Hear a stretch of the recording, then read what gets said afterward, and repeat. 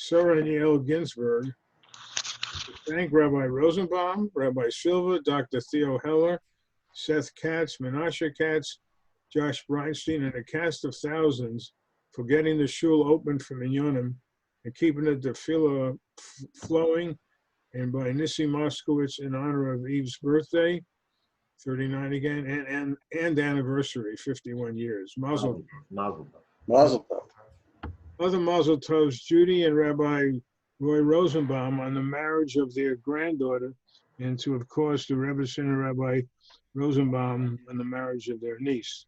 Mazel tov. Mazel tov. Mazel tov. Ann and Scott Schlesinger on the bar mitzvah of their grandson, Tzvi Aryeh Sandberg. Mazel tov. Mazel tov. Family. And Naomi and Jeremy Schnittman on the bar mitzvah of their son, Chaim. Mazel tov. Mazel tov.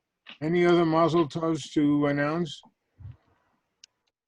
No? Okay, then category 2s are for Shlema.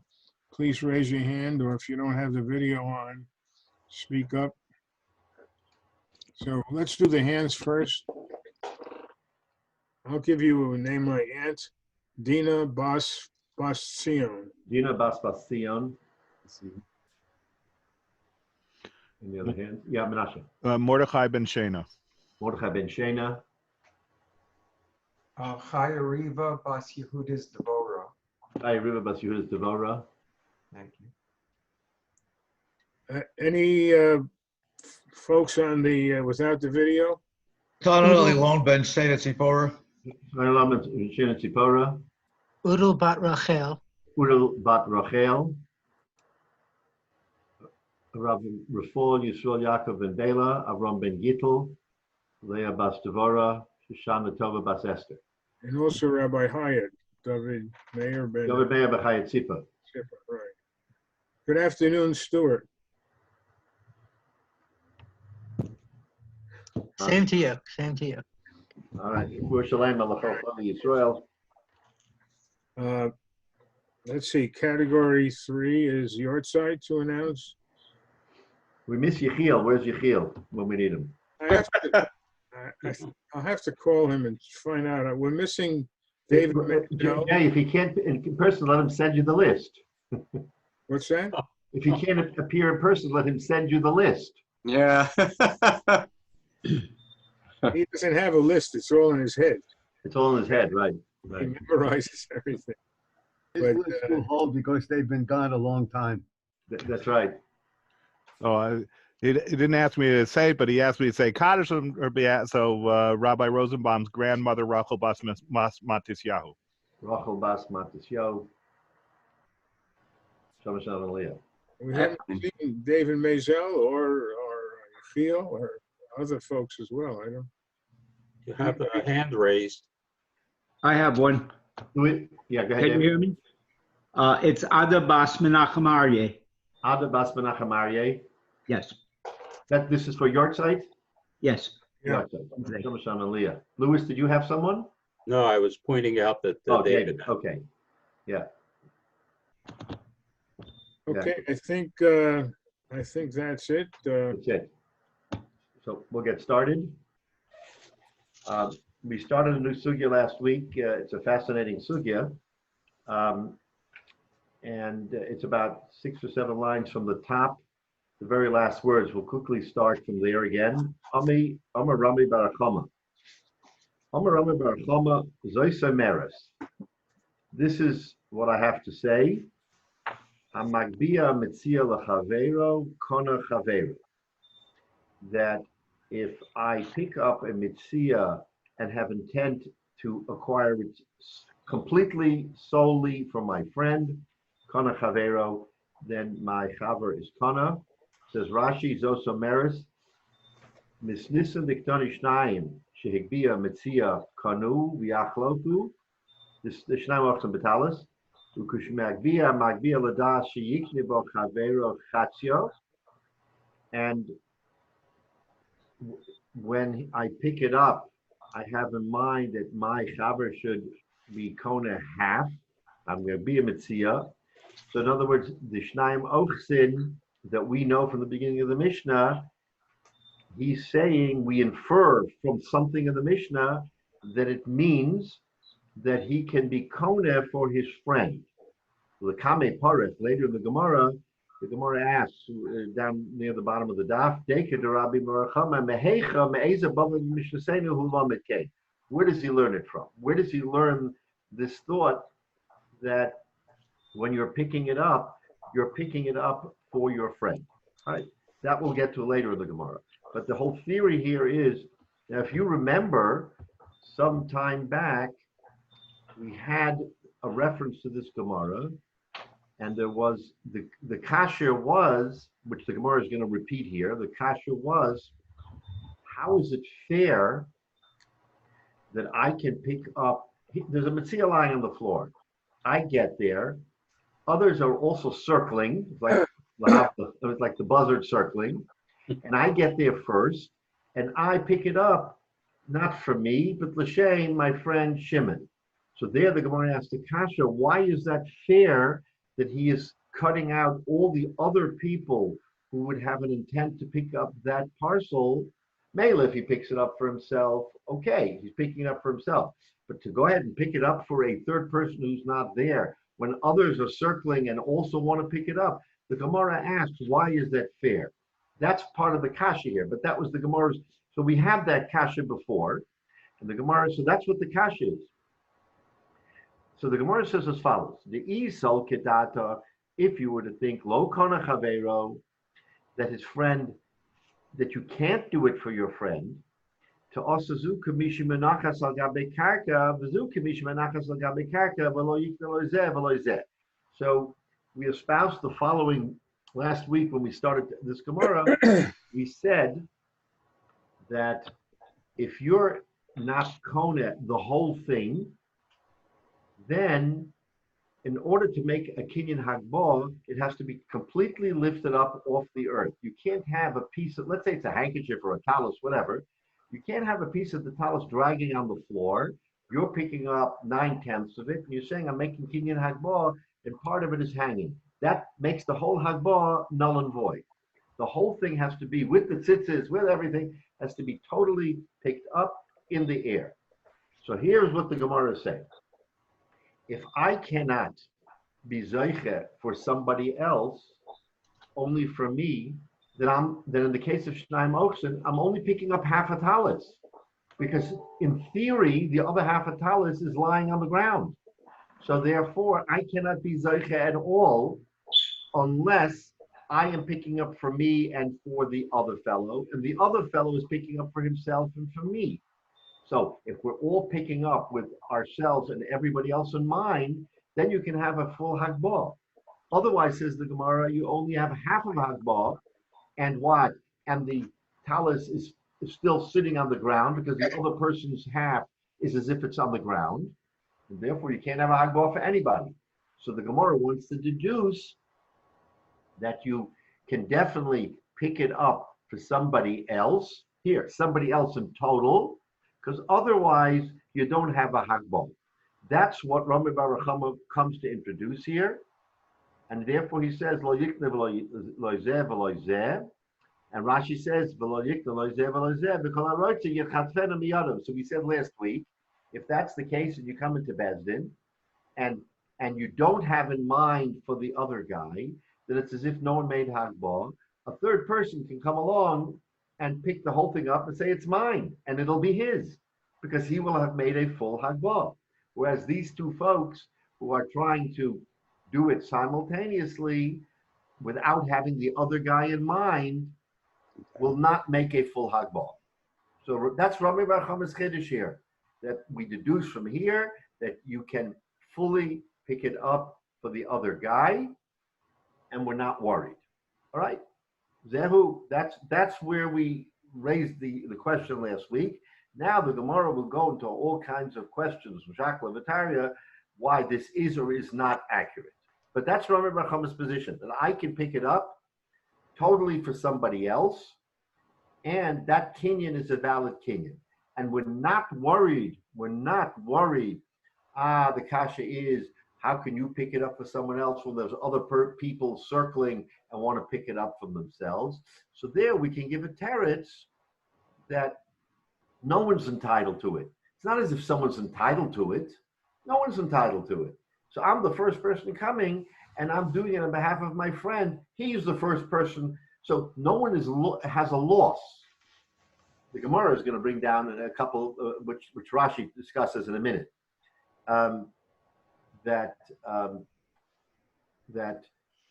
Does anybody ask why is the remote person 4,000 miles away have any advantage over the people standing there? Logically, it's a difficult thing to say that to somebody who's really not there. Because first of all, you don't know that the person wants it. Will he accept it? There's all kinds of questions. Yeah. Well, that we're not worried about because we say Zachal Adam Shalom B'fanav. In other words, if you're doing something not negative but positive, then there's an assumption Zachaloi that you can be Zaycha. That's a theory in the Gemara that we don't have to ask someone's permission to do something that will benefit him. But to your point, Jay, your question is the guy 4,000 miles away, and I'm picking it up for him. But look at it from the other side. The people who are here who want to pick it up, nobody has any advantage over anybody else because it's a lost item. It's sitting on the ground. No one owns it. So you can't tell me that if I pick it up for Shimon, that I'm hurting you. Why am I hurting you? You never had it to begin with. It's not yours. It's an Aveda. So if it's an Aveda, and you and Levi and Yehuda and Yisachar, everybody wants that Aveda. And I come and I grab it for Shimon, who's 4,000 miles away, I haven't hurt you because you never had it. Look at the next part. But if one of the people in the crowds says, I was jumping for it just as much and we're going to go to Besdin. You and your friend Shimon 4,000 miles away and me, we're going to go in front of the Besdin and say, what do we do here? Right. So we're not worried about... We're not worried about the guy 4,000 miles away. He doesn't have to appear because he's only the recipient of the. It's between me who jumped in and you who jumped in. So I'm going to tie. I jumped in. I got it first. We know that in Hefker called the Alam Gavar, whoever's first is first. It's literally a race to the courthouse door, as we used to say. In other words, whoever's first is first. The kasha is how, but you're disadvantaging the guy who is racing with me to pick it up because of the guy 4,000 miles away. The answer there is, but no one has Kedima here. No one has a right to this. No one has a right to this. Let's look at the Rashi. The next Rashi will understand this better. The Olam Emelach Lo Kana Chavero. Just take a look at that Rashi for a minute. Heicha de Magbia Lo Niskaven Liknos Bo Klum.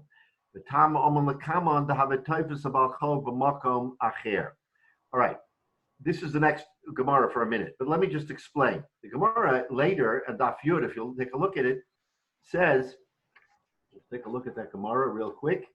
And the Gemara there says, and Daf Yud Amid Aleph,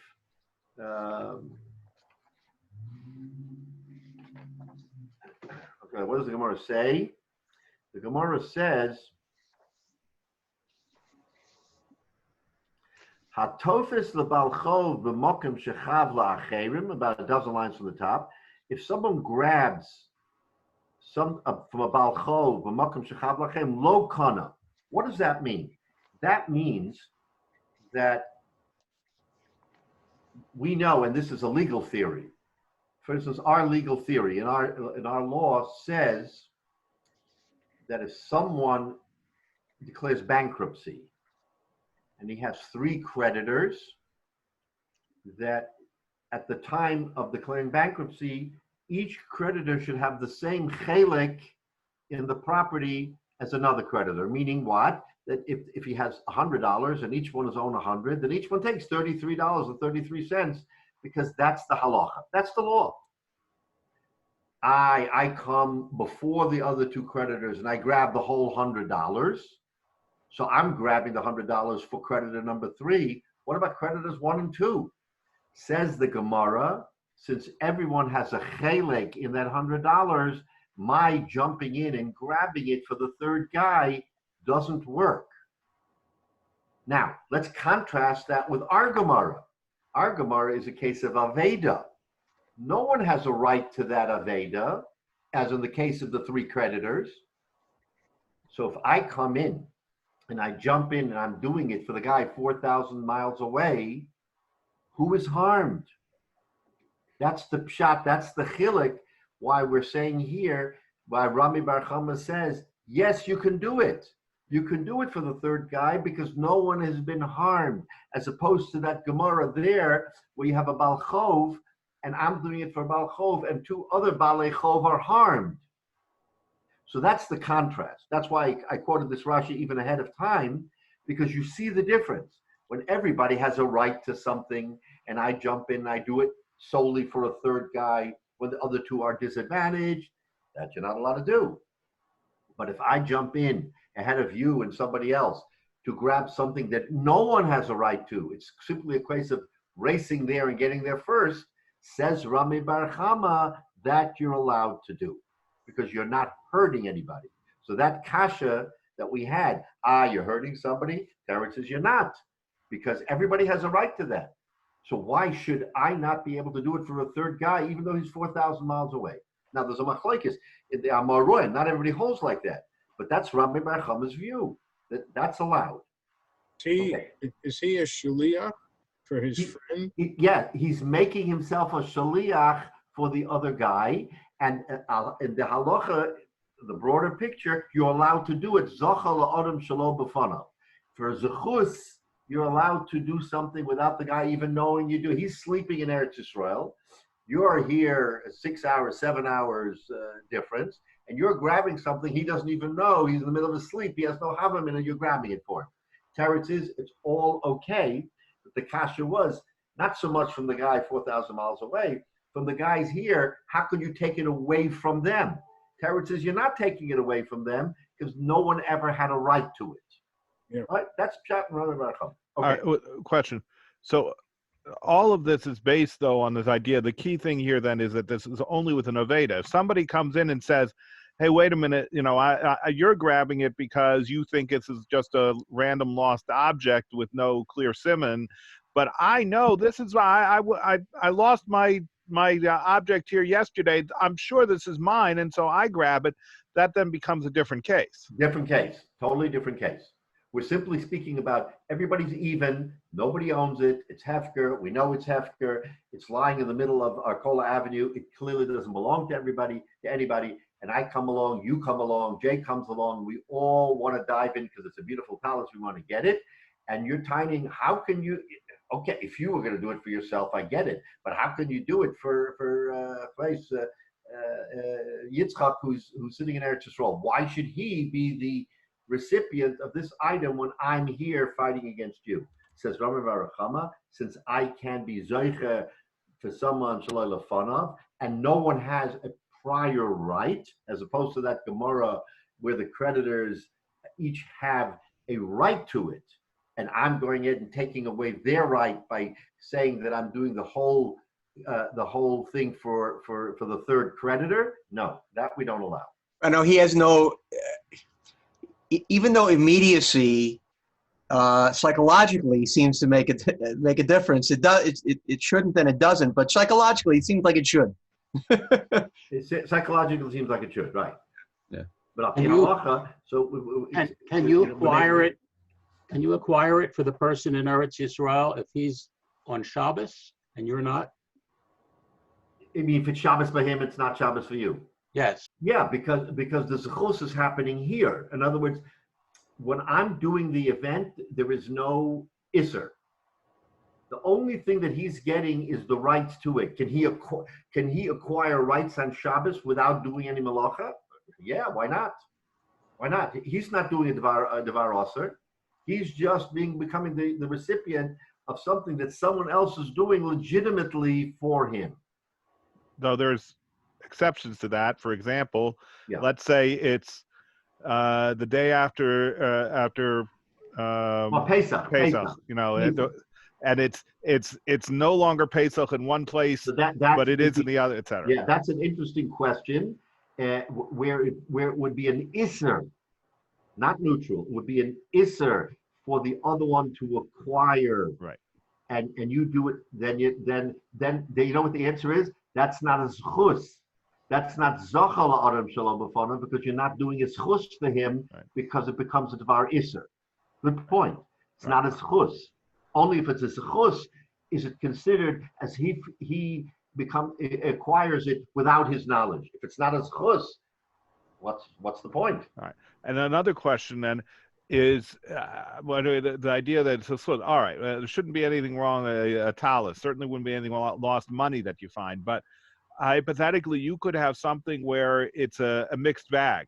Let's say you were to acquire a car for somebody that would be mostly a zchus. It has value, it has utility, but at the same time, if that car then got into an accident, the owner to some degree would be liable, and so you kind of, could be interesting. Yeah, look, we can extrapolate all kinds of ideas that might sort of parse this issue. I think that it's fair to say that if something is a zchus, it's a positive, it's a merit, then yes. If you were to do something that later became at that moment questionable, then the fellow can say, you weren't doing me any favors. You weren't doing me any favors. So that lemafreya was never a zchus. Like in your case, if there was something that happened, b'shas he grabbed it, there was something negative that happened, then it's not a zchus anymore. You can't impute something to someone else and all of a sudden make him liable. That you can't do, right? And we're going to see that in a couple of lines. If you want to be zoicha for someone else, b'dvar avera, and shliach l'dvar avera. There's no shliach for dvar avera. So now you take that dvar avera and you sort of parse it and say, is it a clear avera? Is it just a negative? But we'll see that in a minute. Okay. Rabbi Bar Chama, we understand. Now, Amar Rava. Comes Rava and says, no, I don't agree. Now here we have to be careful with what we say. Rava says, and that's the Rashi I just read about the Baal Chov, that you cannot kona something in total. I come here, I see this Metzia, and I say, my Chaver Yitzchak, I know desperately he wants to have this a talus like this. He's been looking forever. I'm kind of this for him. Says Rava, no dice. You can't do it. You cannot be kinder for someone else. And the example that he gives is the example I just read in Rashi from the Gemara later about the creditor. You can't do that. What can you do? Rava says, no, there's something you can do. V'hacha, our case, Hanatama. Why is our case in the mission of Shnaim Ochsin? At the end of the day, what do we say? Shnaim Ochsin, they split it. Why do you split it? Why is it not a case of one person is holding it and it's as if it's lying on the ground and therefore you can't be Zaycha because you're not Zaycha for the other guy? And for the Gemara, Migo de Zachel Nafshe, Zachel Name Lechavre. Comes Rava and he says, no. You know when I can be Zaycha for you? When I'm also Zaycha for myself. It's not a case of I come in and I say, I want this talus for Yitzchak and Eretz Yisrael. That doesn't work. But if I come in and I say, this is a nice talus. I'd like to have this for me and also to be Zaycha for Yitzchak.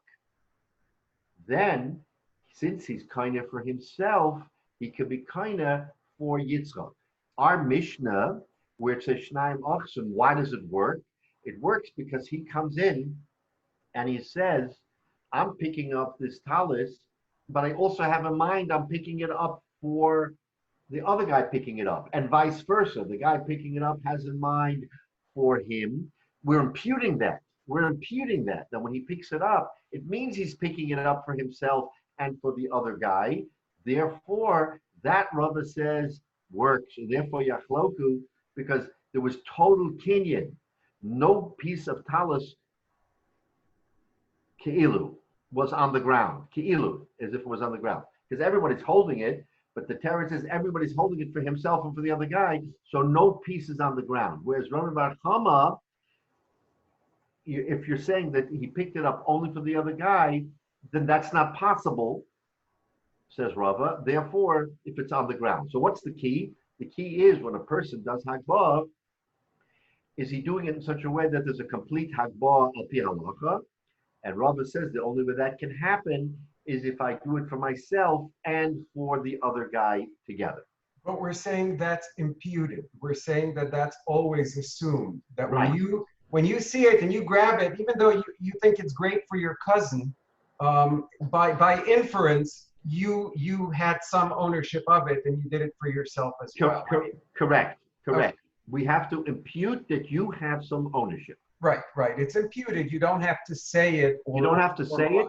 Right. Exactly. So take a look at the Rashi V'hacha, the Ketani b'misishish nine sheg b'yimetzina kana miga de zachan lavshei zachin nami lechavrei. So we're imputing that when you picked it up and the other guy picked it up, each one was doing it for himself and for the other guy. We're imputing that. So that Rava says works, but picking it up total for somebody else does not work. So now it's a machlokes between Rabbi Bar Chama and Rava. Comes Rava, and he says, Teda, I'm going to bring you a raya. I'm going to prove my point. What's the proof? She'ilui Oma l'shlucho. If someone said to his shliach, say v'gonavli v'gona potter, you know what, Shimon, I like that talis that Yitzchak has. Do me a favor. When he's not looking, just slide into the base medrash and take it for me. So what do we know? We know there's a klal, shluchot shel adam kamoso. So now the kasha is, he's found out, and what's the halacha? You pay kefil. Who pays kefil? Who pays kefil here? We just retrieved it. We found that Reuven did this, and Shimon was the shliach. Who pays kefil? And for the Gemara, potter. Reuven is potter. Rashi, potter ha-mishaleach potter m'lashalem kefil. The sender, Reuven, is potter from kefil, the kaimelon, and shliach ledvar aveira. You can't make a shliach ledvar aveira lehischayev shulcho to make in other words, the guy who's doing the work. You can't do that. Ela shaliach. The divrei harav, the divrei hatalmud, divrei mishomin. The rav here is the Rabbanu Shalom. The talmud is the mishulach. So who should the shaliach listen to? To the rav or to the talmud? Clearly, he's listening to the rav. The rav is the Rabbanu Shalom, says lo signo. He's listening lo signo. But the mishulach then is the one who is free, and the shaliach who listened to the mishulach, he is the one that has to pay kefil, because ein shaliach ledvar aveira. However, the shutfin shenignevu chayavin. If two partners, Reuven and Shimon, together say, you know what? Not that Shimon was Reuven's shliach. They conspired. We're going to steal Yitzchak's talis. Then we don't say en shliach ledvar avera. My tama lav mishum domrina migid zachal nafshei zachin ami lechavrei. We have a law in our legal system that if two people conspire to do an illegal act, and one does the act and one doesn't do the act, the one who didn't do the act is chayiv, right? We have what's called felony theft, felony murder, felony this, felony. Why? I didn't do it. You did it. Pshat is they conspired together. One did the act, but they did it together. Why? Zoche lenafshei, zoche name lechavrei. This is Rava's theory. So Rava says that if I'm going to do the act and we conspired to do it together, then you're my buddy. You're doing it with me. I'm not doing it for you. I'm doing it with you. So Rava brings a raya from this case that you see that if two people do it together, that the only reason why in a case of shlichus, one is guilty, one is not, because ein shlich l'dvar aveira. So this is a higher calling, ein shlich l'dvar aveira. But when two people get together and they say we're going to do it together, not you do it for me, we're doing it together. Zachal nafshei, zachal chavrei. Shema mina.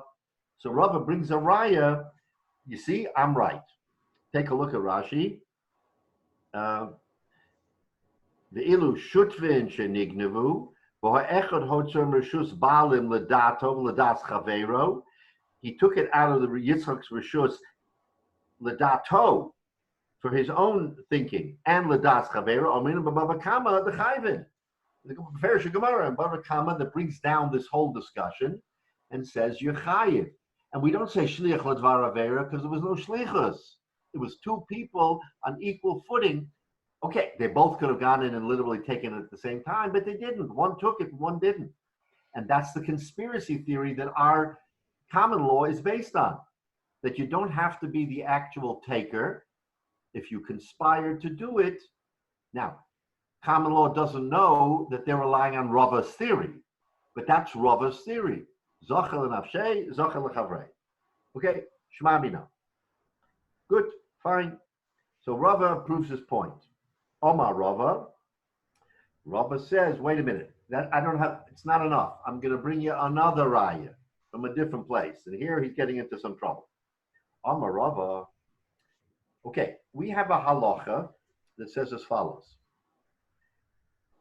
A cheresh shotev katan. We're focusing on cheresh. Cheresh is a mute. The way the Gemara interprets its cheresh, they say it's a deaf mute. And therefore, it makes him, he's not, but it makes him as if he's incompetent. A cheresh is someone who's deaf, and someone who's deaf is not necessarily incompetent. But the Gemara held that a cheresh is defined as a deaf mute, and therefore he's incompetent. All right, so let's just accept that definition. The halacha is, just like we say cheresh shotev katan, they cannot be zeicher for someone else. Can they be zeicher for themselves? We'll discuss that in a minute. Can they be zeicher for someone else? Midaraisa? Absolutely not. So in other words, you can't make a cheresh a shaliach. He can't be your shaliach because he cannot be zeicher for you. So now the Gemara says as follows. Hashtad Ahmed Miga, hold on, sorry. Amar Rava, Hashtad Ahmed Amina Miga Cheresh Upikeach Shegia Metzia Shechana Cheresh Kana Pikeach. The Gemara makes the following example. Okay, he says, Rava makes a statement. Hashtad Ahmed Amina Migo Cheresh Upikeach Shegia Metzia. If a cheresh and a pikeach is a regular person like you are, I mean anybody who doesn't have any kind of impediment. So if a cheresh and a pikeach lift the metzia, the terch kana cheresh kana pikeach. That remember this: if two people pick up shnai mochs and betalis, each one splits. Why do they split? They split because each one is picking up for himself and for the other person, right? That's the theory that Rava says. Rava says that when two people pick it up together, you're picking it up for yourself and for the other guy. Therefore, it's a total hagbah and nothing is lying on the ground, so to speak, because you haven't left anything. What happens if a cheresh and a pikeach pick it up? And we just said a cheresh can't make shlichus.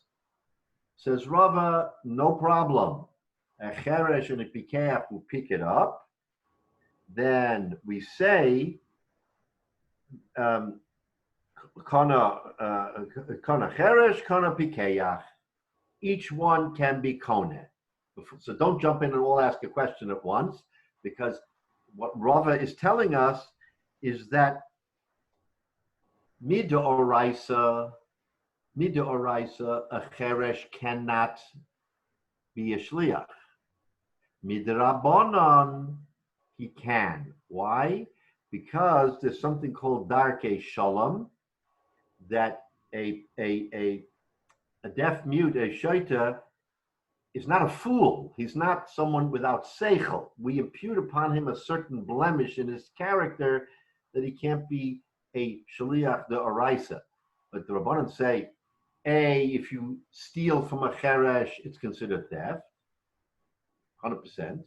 And a cheresh, as Rashi will explain to us, because he will become agitated that you're treating him second class, come the Rabbanan and say, no, a cheresh midrabanan can be zeicher for someone else. Not midoraisa, but midrabanan. So, now, let's look at Rashta. Hashta de Amrit Migo, this is, according to Rava, the Zochel and Afshei, cheresh upikeach shehagbiya mitzira, kanua. They're both afal pi shehagbiya shel cheresh ena hagbos liknois, even though midah araisa, a cheresh who picks it up, his hagbah is not a valid hagbah to kind of for someone else. Elam mipnei darkei shalom. The Gemara in Gittin says, cheresh shoyte v'katan, yesh behen gezel. You can't steal from a cheresh shoyte v'katan. Mipnei darkei shalom, because otherwise the world would be in chaos. It has to be darkei shalom.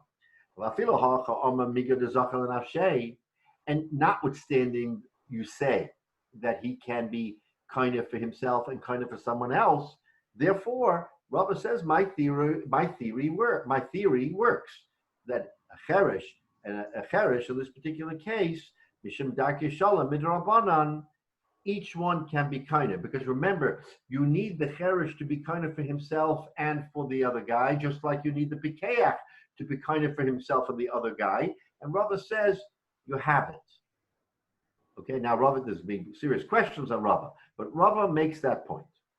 Okay, that a cheresh can be kinder for himself and for the pikeach. Therefore, Shnai Machzin, each one can grab it, and there is no deficiency in the hagba'ah. Right, the Gemara, Bishleim Cheresh Kana, the Kamak BLA, Bendas, El Pikeach B'mai Kana.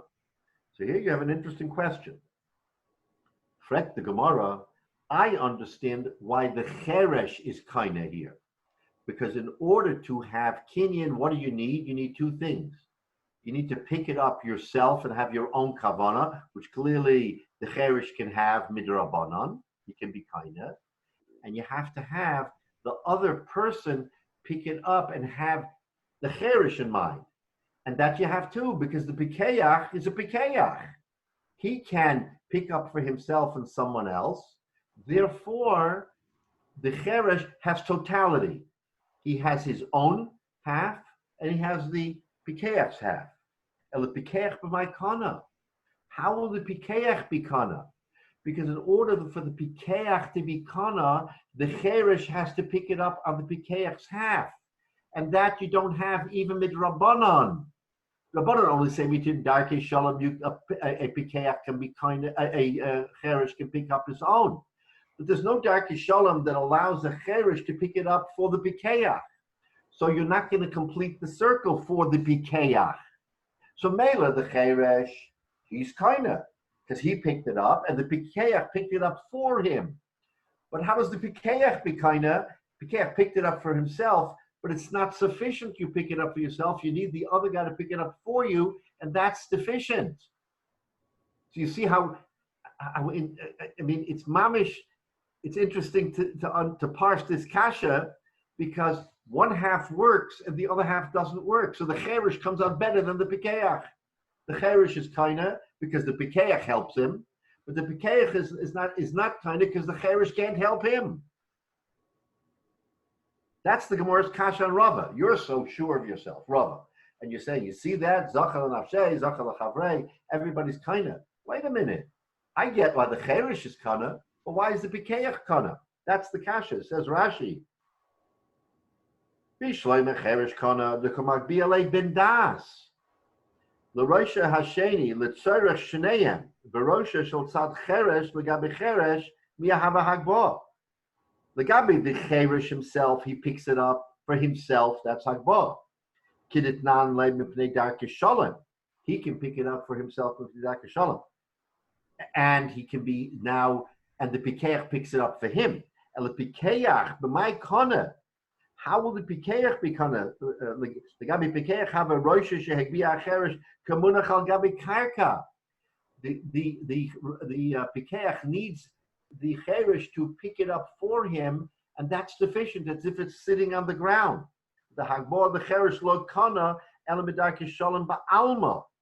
So since the darkei shalom only applies to the cherish and not the cherish on behalf of the pikeach will not have a proper kinyan. So that's an amazing kasha that we see in such a circumstance. The cherish is kaina and the pikeach is not kaina. That's the kasha Rava. So how, Rava, are you so sure? You want to extend your principle to the chereshite and to the cheresh. It doesn't work. Okay, that's the kasha. Elo ema. So now we have to fix the brisa. It doesn't mean so Rava, when you said kana, you didn't mean that they're both kana. Elo ema cherish kana, pikeach loy kana. What you meant to say, Rava, is that the cherish is kana. Why? Because the pikeach can do it on his behalf, and pikeach loy kana.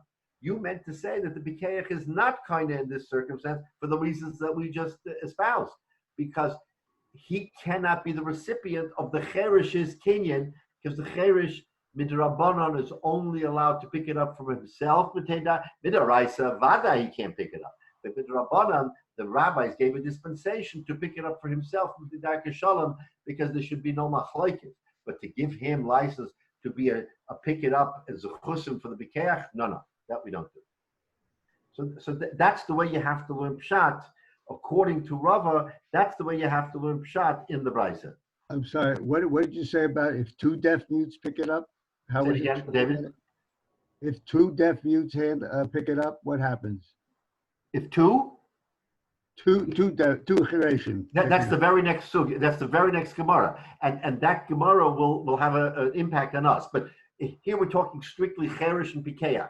If a cherish and a pikeach pick it up, Rava has to admit that the cherish has a kinyan, and the pikeach has no kinyan, because the cherish cannot represent the pikeach, but the pikeach can represent the cherish.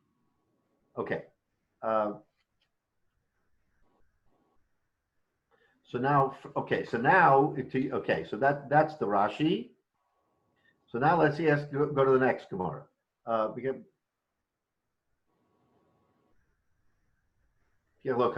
Freak the Gemara. Now the Gemara has a get kisha. Uma amigo. Okay. So what's this whole point? If Rava is saying that this allows the cherish to be kaina, then you can't say, so in other words, so this is the kasha. The kasha is on Rava. You can't say that we extrapolate one from the other, because the cherish is kaina and the pikeach is not kaina. So that's the kasha. Okay, so we spoke out the kasha. This is the kasha.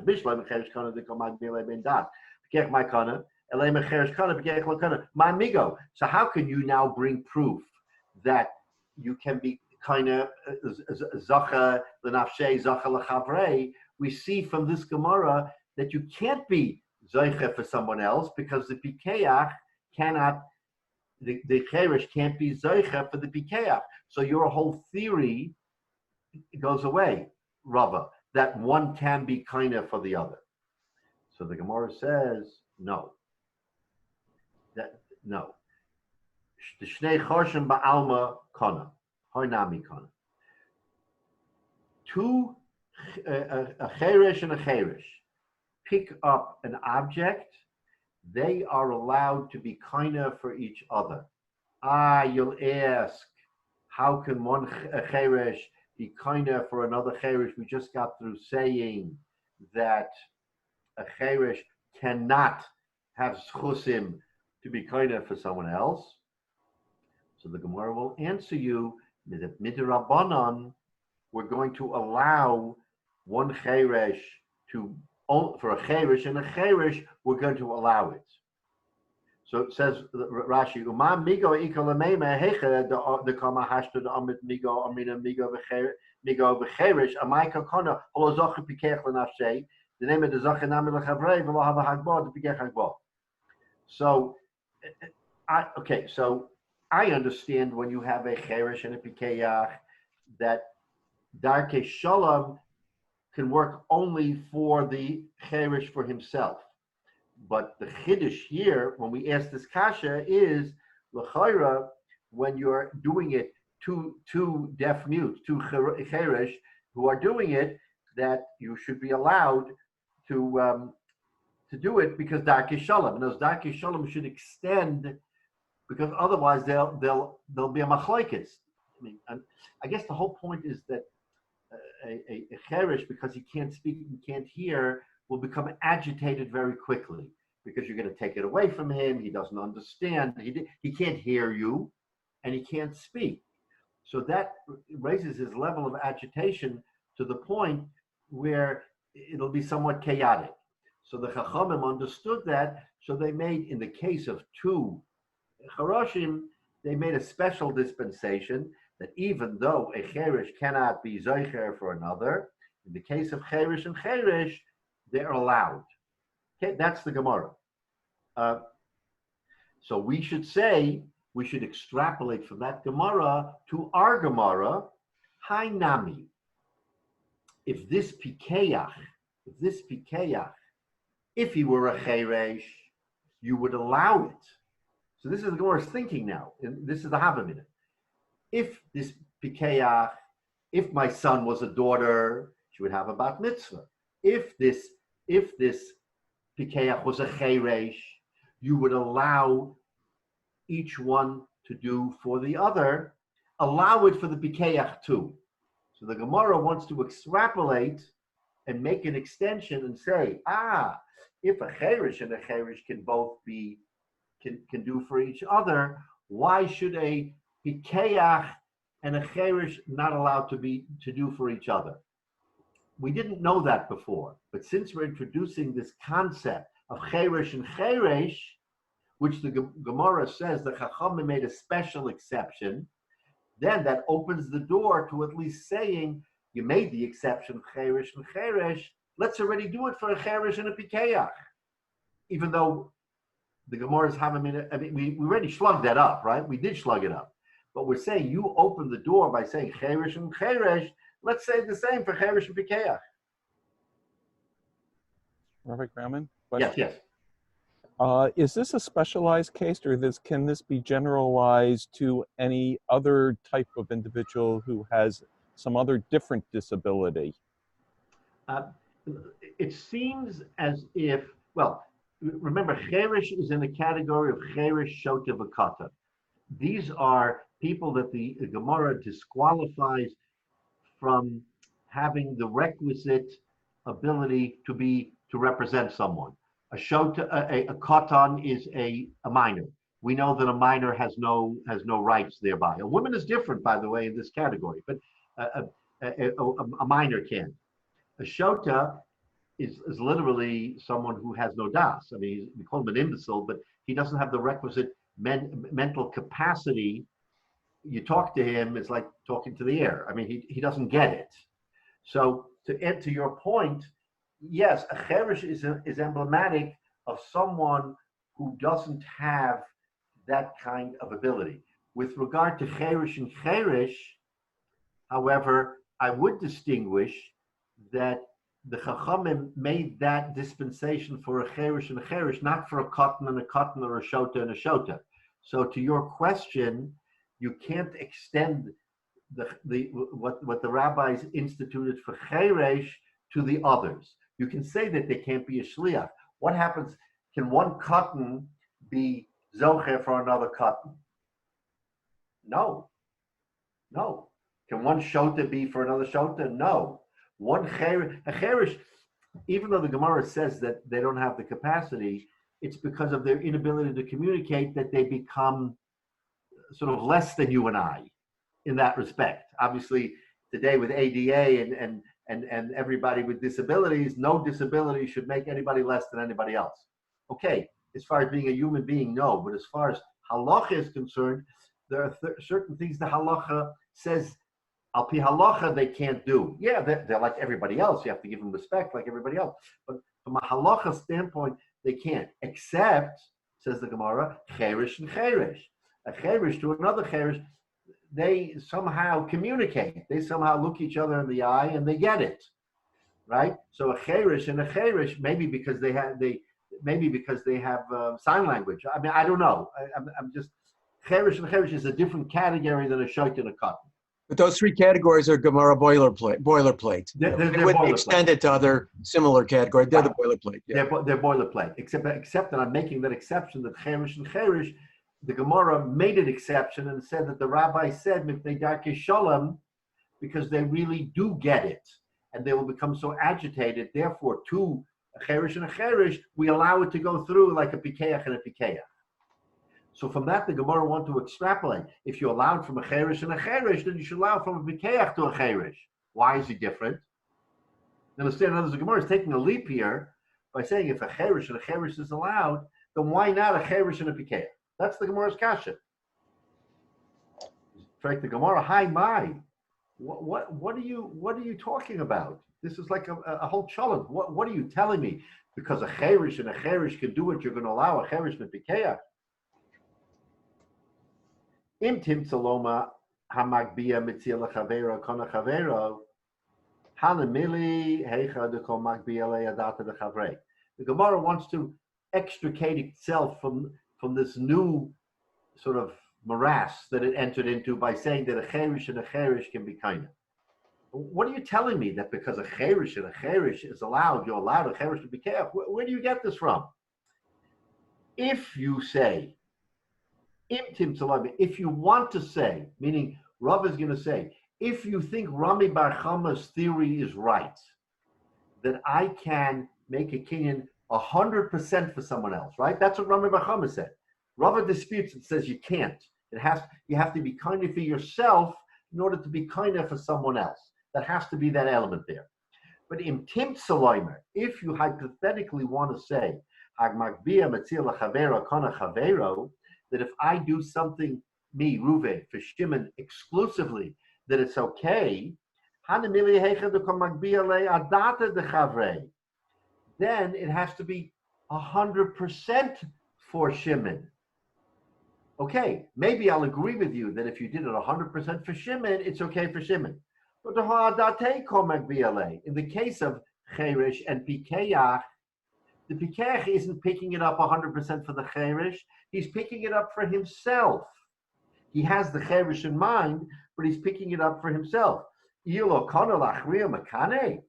it possible that he's picking it up for himself and for somebody else, and he's not kaina, and the other guy is kaina? How could you even postulate? In other words, the Gemara is asking a kasha here. You just wanted to say that cherish and cherish is okay, therefore cherish and pikeach should be okay. That can't be, because even if you want to argue that Rabbi Bar Chama is right and that Reuven can pick it up 100% for Shimon, that's when Reuven has 100% intent that Shimon should get it. But you can't say that here. It's not as if the cherish picked it up, the pikeach picked it up 100% for the cherish. He picked it up for himself and for the cherish. But if he can't be zoicha, how can the cherish be zoicha? Right? In other words, this is a circumstance where the pikeach wants to do the right thing. He wants to pick it up for himself and the cherish, but because he can't pick it up for himself, he can't pick it up for the cherish. You can't then say that's like a cherish and cherish. It can't be, because the pikeach, in order to pick it up, has to have kinyan. And the only way the pikeach has kinyan is if the cherish can pick it up for him. And that's not happening here. So it's like a whole challenge. You want to say one and the other. No, don't go there. Don't go there.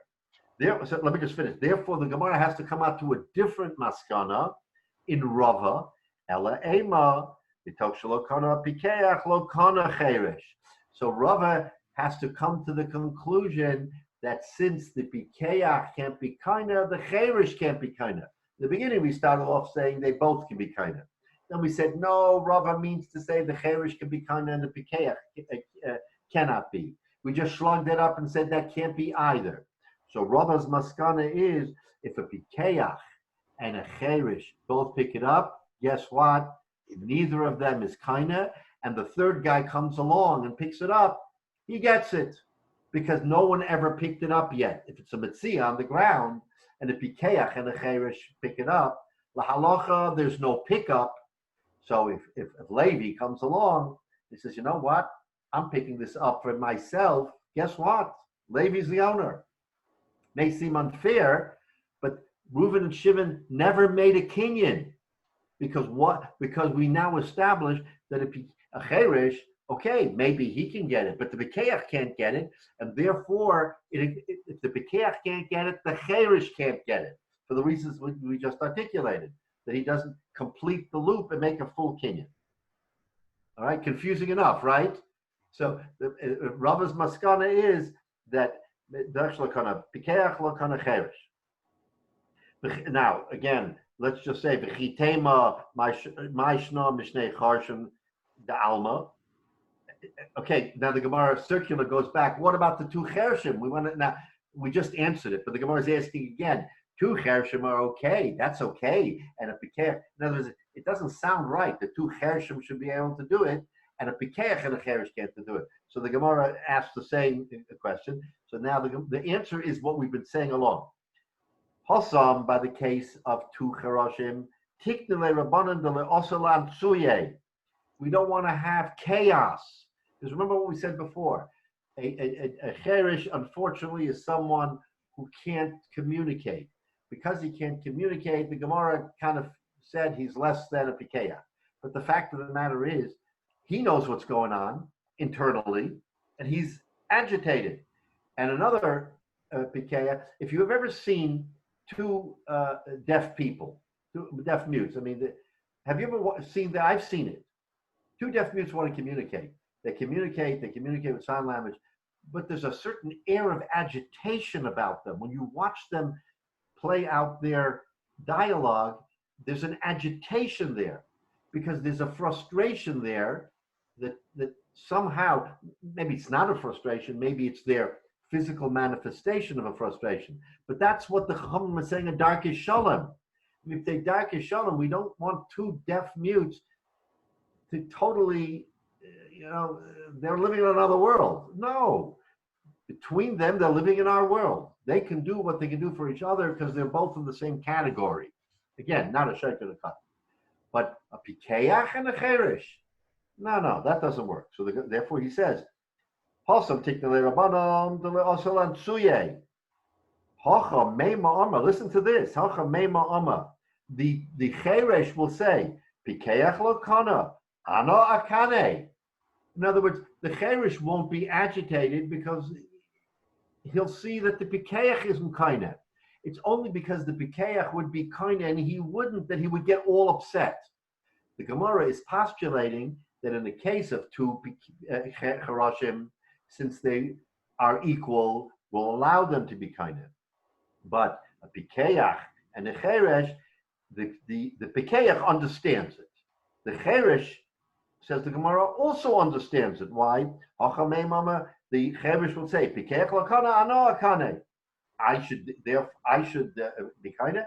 Therefore, it's not a problem that he won't be kinda. Therefore, Rava's maskana is that a pikeach and a cheresh to pick it up together, you can't use the theory of asalakane asalachavre. But still, Rava is lishitaso in the case of two pikchim, that the only way you can have kinyan is if you have kinyan for yourself, you have kinyan for somebody else. And that's the halacha. In other words, Rava is right, because most of the Chachamim hold like Rava, that in order to have kinyan, you have to be makneh for yourself in order to be kind of for someone else. Now, in the case of Rabbi Bar Chama, there is, okay, so we say, Zachal Adam Shalai B'fanav, that a person can be kind of for someone else in certain circumstances, And Rami bar Chama, in that case, in other words, there is that view that you can be kinder for someone else when no one is hurt. And what's the case of someone being hurt? The case of the creditors. Case of the creditors, clearly someone is hurt, you're not allowed. In a case where no one's hurt, then there are those Mefarshim who say that Zachal Adam Shalai B'fanav, and you can be Zaycha. So let's finish Rashi.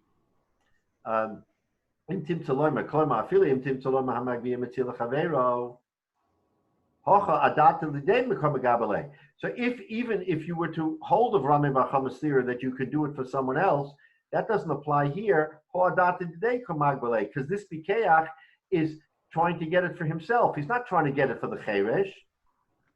So the Gemara says, because if you said that two Chereshim cannot be kaineh, so they're fighting over it, neither gets it, and then all of a sudden the Pikeach comes along and he picks it up and you're going to give it to him. Chaos will ensue. Because the two Chereshim are going to be, they're not going to understand at all what happened. You and I, two Chereshim, are trying to each kind it, and we can't. And then Levi, who's a Pikeach, comes along and grabs it from us. Darki Shalom says the Chachamim, no, we have to impose order, and therefore we're not going to allow that to happen. Okay, so that's the conclusion of our Gemara. So the machlokes between Rami bar Chama and Rava, basically we follow Rava's theory, except that in the case where it's taka zochal adam shaloi b'fanav, and there is absolutely no downside to being zoiche, and we know l'maisa lahalacha we do say zochal adam shaloi b'fanav, that you can, but there has to be very specific circumstances where we'll allow that. We won't allow it in every case.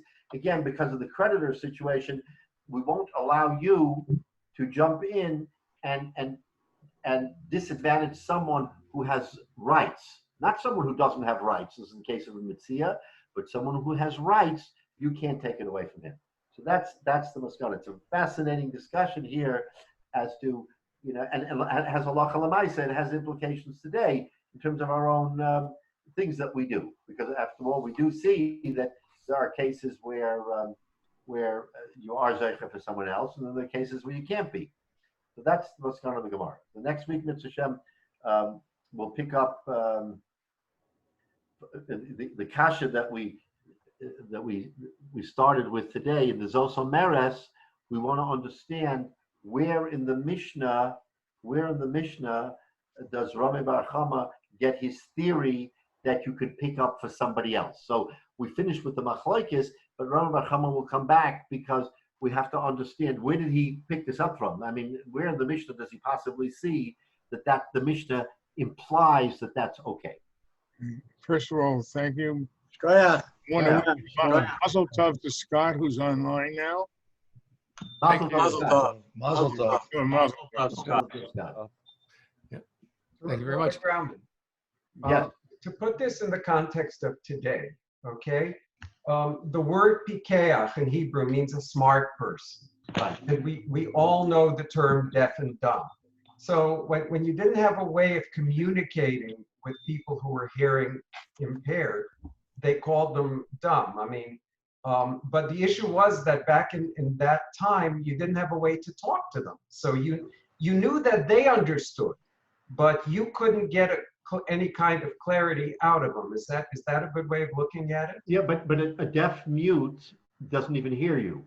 So, but why are we calling it a deaf mute? It's a chayresh. It's a good question. It's a good question. I always had some trouble with that because a chayresh, by definition, is someone who's deaf. And we used to say deaf and dumb in the English vernacular because by inference, a deaf person couldn't understand what you were saying, or more to the point, you couldn't communicate with him. Correct. So, and pikeach in Hebrew means a smart person. So they seem to be using that vernacular, smart versus dumb versus, right? I think for our purposes, let's not define pikeach as a pikeach the way we understand the smart person, but a pikeach is someone who has all the faculties to make him understand, right? What's the chilek between man and animal? And why are we elevated? Because they're domain. In other words, the power of speech is so strong that it makes a chilik between a man and everybody else. So now, if you're right, a person who can't hear isn't stupid by our word. And the Gemara is basically implying that. I mean, it's saying we know that they understand what's going on. It's just that we can't communicate with Right, but Chaim, I think what they're trying to really say is he's not a stupid person, but la halacha, we have to treat him differently than someone who can fully communicate. Otherwise, it would be a complicated way. Right, even though we know that they know what's going on. Correct. Right. The halacha was there to protect the people with disabilities. And nowadays, we were taught that there are piskei halacha that allowing for the fact that deaf people are taught to speak and can communicate. Correct. The halacha comes out different now in terms of what they're allowed and not allowed to do in terms of.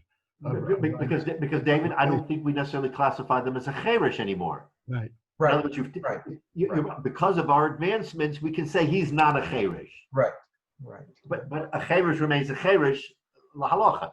So if he doesn't fit the classic cherish, maybe somebody else does, as an example. But you're right. Today, and of course, in our days when we don't want to discriminate, so the halacha, I mean, it becomes a sensitive thing because l'chayra, the halacha is discriminating. Come the rabbanan, and that's pshat darkei shalom. The chachamim are saying, wait a minute, we don't midaraisa. We have a very strict standard. Okay, that's the Torah. Okay, halacha l'moshe misinai, that's the Torah. But we rabbanan, we have to realize we're living in a society where you have to be sensitive to people. That's when the chachamim create these siyagim. The chas v'shalom won't go midaraisa, they won't defeat a deraisa, but if you can include someone who midaraisa wasn't included, you're not doing an aveira. You're not Michal Shabbos. You're saying that someone who the Torah doesn't view as being chiyuv and mitzvahs, we're going to make him chiyuv and mitzvahs. That's a positive, not a negative. We want to include them, not exclude them. But you're right. Today, again, I wonder if from the time of the Gemara, did they have sign language? That's what I'm saying. I don't think they did. If they didn't have sign language, then truly there was no way of communicating. Right. You knew that they could understand each other, but from your perspective, there was no way to interface. That's right. I watched two deaf mute people. You're absolutely right. They seem to know what's going on. And they do animate their conversation. They animate their conversation. Exaggerate their movements. Maybe part of it is frustration, even with themselves. It looks to me like frustration, but maybe they're really communicating. I mean, they are communicating, but we don't get it. We don't get it. It's just like two birds who communicate. We have no clue. David Melech understood. We don't. So it's using body language to make themselves more expressive with their face, with their hands, with their body. Exactly. But the halacha, it's very interesting. Body language, the halacha, there are things that you have to articulate the peh la halacha. How do you get a cherish to articulate the peh? If someone has to say, make a shvua, right? You require a shvua. Everybody takes a half, and you make a shvua. How does a cherish make a shvua? He puts his hand up? What? That's not a shvua. So because of those impediments, the Gemara says it's not possible for a cherish to fit into our halacha. But mishim darkei shalom, we're going to make certain exceptions. But now you see, we come full circle that Rava was trying to literally fit a square peg into a round hole and find a way that a pikeach and a cherish can coexist. And the Gemara says they can't coexist.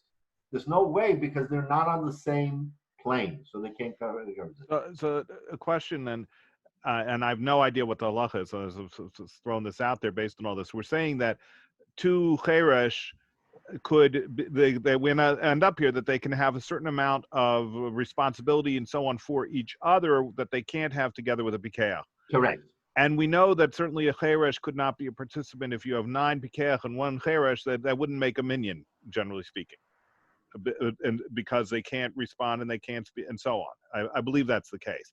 But what about then if you had 10 cheresh? If you had 10 cheresh and you want to make a minyan, that's a very good question. L'chayra not, because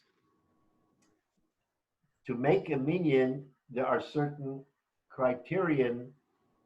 Okay, so your question is Mishim Darkei Shalom. Whether 10 cheresh by themselves, no would they pikeo. allow? That's a very interesting question. Similar to the idea, though it's a little different, that you can have, as I understand it, if you have 3 women and no men around, they could make a mezuzah. Right, but can they make a minyan? All right, so maybe three cheresh. Let's take it that way. Could 3 cheresh make a mezuzah? That's a very good question. I was going to say amen. I have to. That's a question I have to check. I don't know the answer off the top, but it's a fascinating question.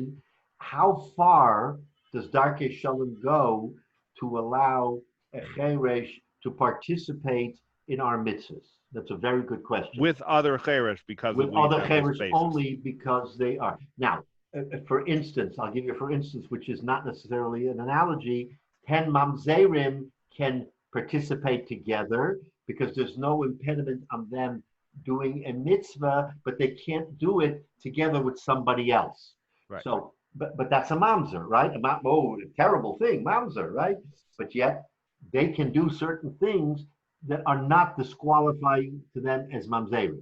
So the Chayri would ask, a mamzer can do it, a Chayri should do it, but there's different reasons why they can do it and they can't. So that's my assignment for next week, is I'll have to look into the halacha, which is a fascinating question, which I've never really thought of because it hasn't come up, is you have a Chayrish who's excluded in certain aspects and only Mishum Darkei Shalom. How far does Darkei Shalom go la halacha? That's a very good. It could be Ramosha has a tshuva here. I'll have to look. But it's a fascinating question. How far do we go? Okay, gentlemen, I'd like to remind you that next week we're going to have a different link to get onto Zoom, and that'll be the link that we use from here on out. So don't look at your old emails. Look at going forward at the new link, and that'll be what we'll use forward. Scott, thank you. Mazel tov. Mazel tov. Thank you. All right, so Mitzvah Shem, next week we'll pick up. We'll start with this halacha l'maisa, and then we'll go weiter in the Gemara.